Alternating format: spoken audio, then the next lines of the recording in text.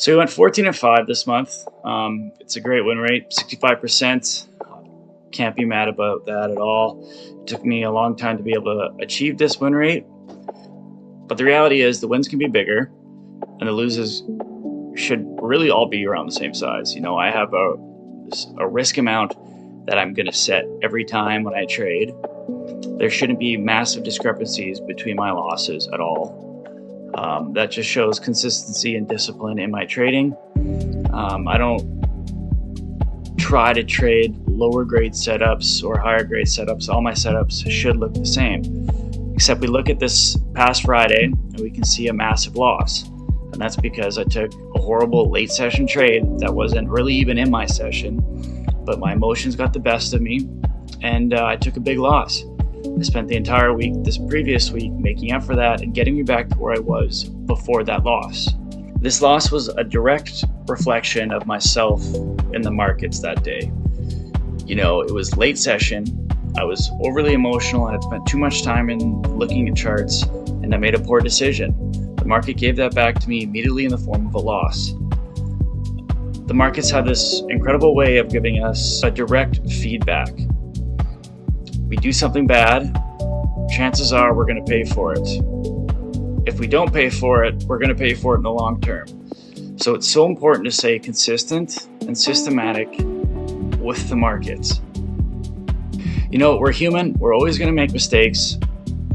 We can't suppress our emotions, but it's so important that we learn to recognize them and regulate them. It's just like anything else in life, you know, if we're getting worked up about something, we got to take that step back, regulate, and reassess. The 3 R's are recognize, reorganize, and refocus. We need to recognize where our emotions are in the moment.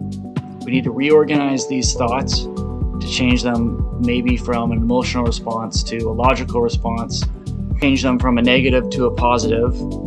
And maybe to do that, we need to step back from the charts for a moment, stop trading entirely for the day. You know, this step might take maybe a whole night, and then refocus. We come back to the charts when we can refocus on the next task. A lot of times when I take a loss, I have a hard time recognizing, reorganizing, and refocusing. I recognize the loss, but I have a really hard time reorganizing. And that directly affects our ability to refocus on what we need to see in the markets. And that ability just comes with time. Like anything in trading, it takes time. Though I'm happy with my results this month, you know, I'm positive, I'm higher than where I started this month. It could be better and we can improve. I'm going to improve by stepping away from the charts as soon as I enter a trade. It's going to be setting alerts at structure points and managing from there. No more half losses, half wins. Like, we're riding the trade. My risk is assessed when I enter it. I'll take the full loss because I know at the 65% win rate, a full win is coming and it's going to be larger than my full loss. I'm also going to be risking up this month coming up because I don't want to be stuck in challenges for extra long periods of time.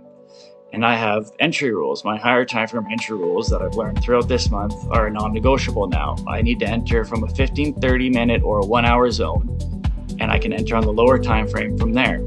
But this reduces my entry criteria, which reduces market exposure and market fatigue.